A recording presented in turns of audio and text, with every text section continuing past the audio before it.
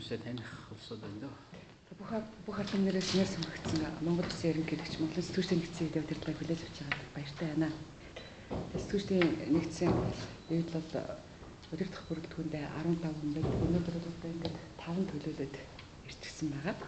Тэгээд за минутын хязгаар тавьсан учраас гол ажлуудаа шууд ярих гэдэг бодож байна.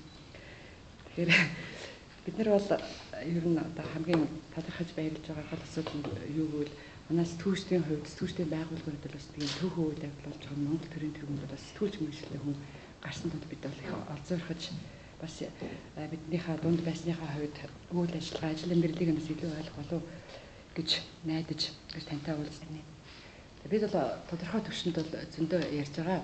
Тий Батулга сайттай уулзсан, хэлсэн, ярьсан, бичигсэж өгсөн юм бидгийн 40 мянган айлын орон сууц бас манай сэтгүүлчдийг хамруулах тал дээр бас анхаарал хандуулахгүй бол одоо төрийн байгууллагын бус гэдэг талаас одоо өнөөдөр Монголын олон нийтийн радио бас бүгдээрээ одоо хувийн чөлөөт хэвлэл мэдээллийн байгууллага байгаа учраас одоо манай сэтгүүлчд орхигдох бас нэг юм байдал үүсгэж байгаа учраас энэ дээр бас анхаарч өгнө гэсэн нэг юм хүсэл байгаа. За гурав дахь асуудлын хувьд бол сэтгүүлчд бол одоо урмаар амьдардаг, урмаар одоо юм бүтээдэг гэдгийг та мэднэ. Манай хэвлэл мэдээллийн байгууллагуудын одоо ажилтнуудын хувьд бас энэ хийж бүтээснээ төр засгаараа үнэлүүлэх байлаас нэлээд орхигдож байна уу? Ялангуяа заримдаа манай сэтгүүлч хүчээд санаа оноогоо ярихтай зохиолчдын байгууллага нэгэн одоо илүүтэй манай сэтгүүлч жоохон ард нь орхигдоод байна. Энэ нь өөрсдөөсөө хамаарахгүйгээр нь үзэл бодлын одоо зөрүүтэй энэ байдлаас болоод зарим нэг байдлаар шахагдаад орхигдоод байгаа юм тал байх шиг байгаа юм. Энэ дээр бас таныг бас та анхаарч өгнө гэж бас хүсэх байна. За дээр нь бол өнөөдөр манай сэтгүүлчдийн шагнал ерөөсөө оргил нь гавьяа толгойд дуусчихад байгаа. Тэгтэл өнөөдөр 70-80 гарчихсан одоо хизээч үзэг салаагүй олон уран бүтээлч байна. Одоо төрийн сэргэлт манай сэтгүүлчдийг хөтмөрийн баатар манай сэтгүүлчдийг бас хамруулах тал дээр Монгол Улсын ерөнхийлөгч анхаарч өгнө гэсэн ийм гурван асуудлыг би хамгийн түрүүнд хэлье гэж бодлоо. Тэгээд манай ерөнхийлөгч баасан сургууль цэвлэгөө зүгкафе заяа батны түрүүнд дор бүрдээ биелэх байхаа даруй талмууд байгаа учраас би ингэ өндөрлөө. Биднээс ганцхан зүйл байна гэж бодож байна. Та бол манай сэтгүүлчтэй харьмаас Монголын түүхэнд гарсан хоёр төрлийн сайд анхны ерөнхийлөгч байна. Мэдээж Илбэг Дорж гэдэг хүн төрийн тэргуунд байх хугацаанд Монголын бүхэл салбарт өөрийнхөө мөрөөлтийн хамгаалалттай байх. Тэр тусмаа өөрийнхөө салбарт бас мөрөлдөх ёстой гэдэг ийм одоо хүсэл эрмэлзэл юм гэдэг байдаг юм аа. Би нэг юм бодож явдیں۔ Тэрийг хэлье. Сэтгүүл зүй хэвлэл мэдээллийн хэрэгс бол нийгэмд үнэхээр хүчтэй нэрвэлдэг юм зүсгээ. Нэг яах чаргагүй хин ч хүлээн зөвшөөрөхгүй байх байхгүй. Нийгмийн сэтгэл зүй хаашин л хаашин гэж байдаг. Зөв талдуугаар хэвэл зөв аваад явчихдаг, буруу тийшээ бол буруу явчихдаг. Тэгээ энийг зохицуулдаг гол зүйл нь бол дэлхийн хүн төрөлхтний бүх улсын түүхэнд бол ирээсээ шүүмж судлал байна. Энийг тухайн төр засаг өөрөө бодлогоор бэлтгэхгүй болвол энэ шүүмж бол үнэхээр хүнд нэг хүний одоо 3-4 ботыг уншиж байж 3-4 сар уншиж 3-4 хүн шүүмж гаргадаг тэрийг хэвлэдэг газар болдог. Энэ сайнын зөвийн зөв гэж хэл буруугийн буруу гэдэг ийм юм манай одоо сүүлийн 10-20 жил тохиолдлоо байхгүй. Тийм учраас хинийх болж байгаа хэнийг болохгүй гэж байгаа талах. Илэрхийлье гэж дандаа л уншиж байгаа. Цэвлэгөө юмыг бол би одоо байн харж идэг. Бичсэн зүг баасан сургуугаа одоо бичсэн нөгөө шүүмж судлал үнэхээр тэргээр одоо таад биччихэ шүү. Байны зорилго яхаар цагийн болов гэж бодоод бичсэн. Гэрийн дэмжлэг байдаг шүү. За тэг. За тэг. За их баярлалаа та бүхэнд ингээд асуудлууд зөв. За тэгээ. Дараа хэлэх өгнө. Яг хэдүүлэлийг зогсож зураг авах болчихоо. За тэгээ. Наашаа хин Ерөнхийлөгчтэй гоё тэмдэгэ билүүлчихсэн. Энэ аюу гоё тэмдэг байна. Тийм үү. За. За тэгээ. Ер нь бол болж байна. Дундаас хоёр биш өндөр юм яа. Тэмдэгээс үүдээ та бол орон сууцаар хангагдах бүх зүйл боломж бол байхгүй байгаа. Тийм учраас таныг ерөнхийлөгчийн зүгээс халамжийн орон сууцны хөтөлбөрийг санаачилж засгийн газрын хуралд батлуулж хэрэгжүүлж өгөөч гэдэг юм асуудал байгаа. Яагаад энэ асуудлыг тавьж байгаа юм гэхээр засгийн газраас 40 мянган айлын орон сууц хөтөлбөр, 100 мянган айлын орон сууц хөтөлбөр гэдэг хэрэгжүүлдэг. Тэгээд энэ бол хөгжлийн бэрхшээл дээр гэдэг Орос улсны асуудал ерөөсөө тусгагдаагүй байдаг.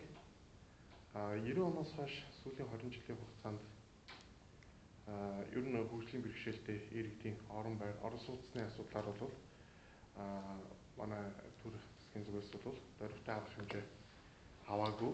Үндсэндээ бол дахирцтай хөгжлийн бэрхшээлтэй иргэд Орос улстай болох Орос улсаар хангагдах нөхцөл боломж бол байхгүй байгаа.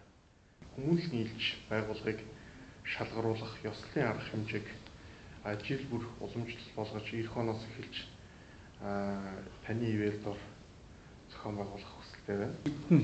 Хүн хянагч болох. Энэ тогтолцоог хэл одоо хүнд ойлгомжтой болдго юм билээ. Та нарын ийм юм ингэ шийдсэн байна шүү дээ. Одоо иргэний хяналтын хайрцаг гэдэг нэг юм ажиллаж үзсэн л дээ.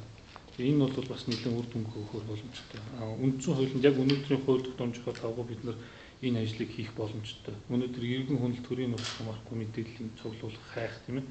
Ийм хэрэгтэй байна. Оруулахдаа бид нар зөвлөл оруулах хэрэгтэй байгаа юм л да. Яа. За нэг зураг авах болчих да. Одоо нэг орж ирсэн тий.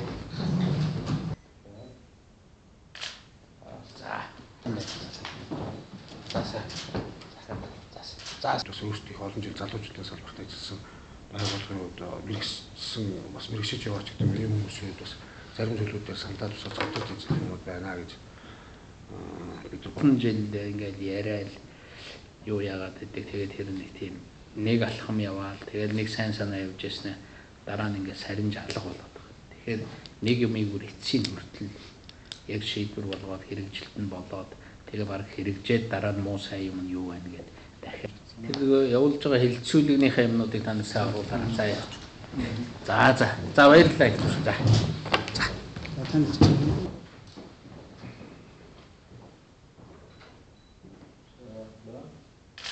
За сайн бацхан.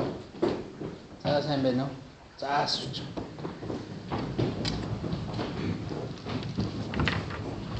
Даас байгуулсан явж гинэ аа.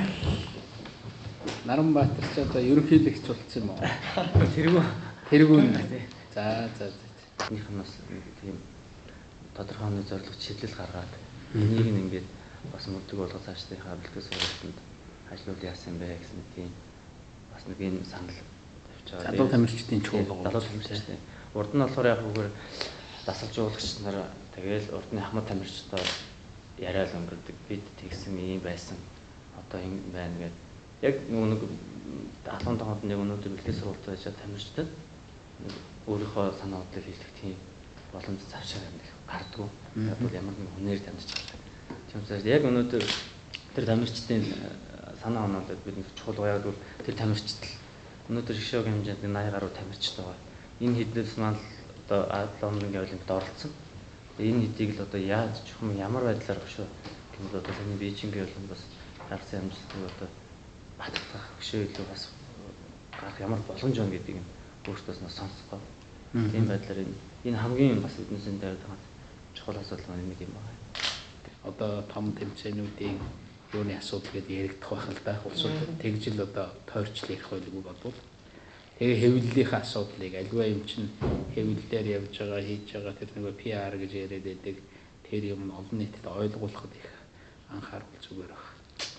Тэгээ нэг тийм нэрийн худалчтай альва байгууллага нэрийн худалчтай нэг тийм 2-3 ажилтаа болчихвол зүгээр байдаг. Одоо юу ч гэх юм 4 жилд ч гэдэг юм уу 2 жилд ч гэдэг юм уу залуу тамирчдын чуулга уулзалт зохион байгуулдаг ч гэдэг юм уу өөр одоо юу байдгийг за нэг ийм 2-3 юм хийдэг гэх. Тэгээд та нараа өөрсдөө ярьж байгаа тэр нэг бодож олно гэж. Тэгээд ийм нэрийн худалч тиймэрхүү ажилтаа болчихвол өгнө. Би түрүүний нэг ойрхон Өөрөө асууд